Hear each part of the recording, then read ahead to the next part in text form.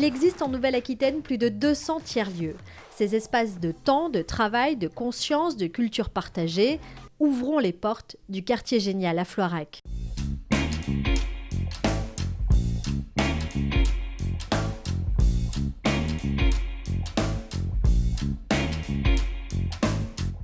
Le quartier génial s'inscrit dans une démarche globale de développement des tiers-lieux. Il est le siège de la coopérative des tiers-lieux. Une coopérative qui explore et valorise les nouvelles organisations de travail. D'ailleurs, le jour de notre tournage se tient un atelier visant à comprendre, analyser, améliorer l'usage de ces lieux.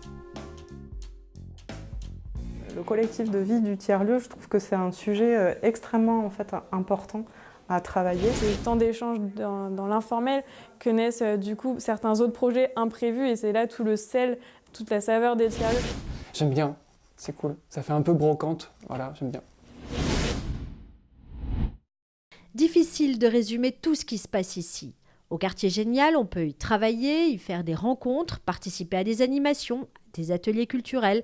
On peut même emprunter un marteau. Il y a tout un programme d'animation assez régulier qui est mené à la fois par les associations et entreprises qui fréquentent le lieu, notamment avec le RAFU qui est une association locale qui fait des animations socio-culturelles pour donner accès à la culture à tous. Nous on est venus parce qu'il ne se passait pas grand chose dans ce quartier.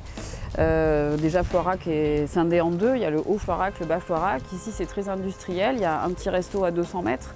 Mais il n'y a pas tellement d'animation, donc l'idée c'était aussi de venir là où le territoire est vulnérable, où il ne se passe pas grand-chose, et justement d'amener une dynamique en implantant un tiers-lieu.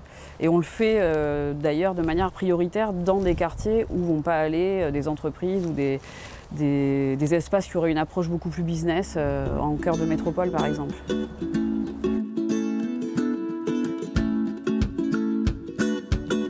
Moi, ce que j'aime ici, c'est que ça ressemble pas à un espace de coworking, c'est le prolongement de sa maison en fait. C'est vraiment une maison dans laquelle j'aime bien être. C'est une petite ruche, il y a beaucoup de gens qui passent, qui viennent, il y a différentes typologies de personnes. Et du coup, on rencontre des personnes différentes, et des événements, c'est vivant. Et puis c'est pas figé comme un espace de coworking où tout le monde est derrière son bureau avec des bureaux standards, enfin bref. J'aime bien, c'est cool. Ça fait un peu brocante, voilà, j'aime bien.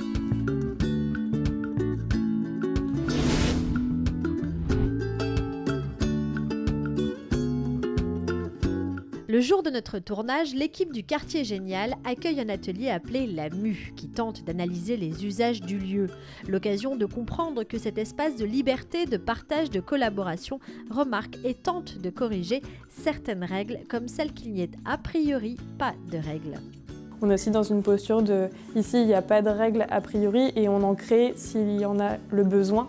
Et donc en fait il y a aussi des limites à cette posture et donc on discutait de l'intérêt de ces interdits et possibles tout au long de cet atelier. Parce qu'on est tous avec des activités qui ne sont pas étanches, mais en fait on a quand même tous une posture entrepreneuriale différente parce qu'on est des vrais faux collègues dans le sens où chacun mène son projet, son entreprise ou travaille pour une activité bien précise qui n'a rien à voir avec celle du voisin. Mais n'empêche qu'avec le voisin, on va converser éventuellement en effet de cette activité, mais aussi de ses enfants, son quotidien, ses loisirs, ses passions. Et puis c'est dans ces temps d'échange dans l'informel que naissent du coup certains autres projets imprévus et c'est là tout le sel, toute la saveur des tiers-lieux. La feuille de route des tiers-lieux n'en est qu'à son introduction. Les travaux d'exploration pour améliorer la vie au sein des tiers-lieux sont multiples, en atteste cet atelier qui nourrit une réflexion pluridisciplinaire. Une artiste plasticienne et une ergonome étudient dans ces nouveaux espaces les comportements des usagers.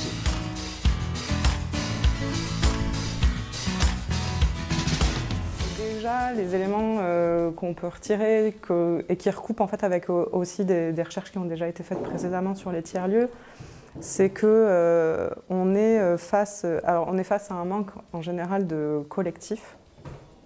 Un collectif de travail dans une entreprise, c'est quelque chose d'extrêmement important pour permettre d'atteindre les objectifs de l'entreprise. Le tiers-lieu, à lui seul, est un projet qui est généralement porté la gérance en fait qui monte ce tiers-lieu.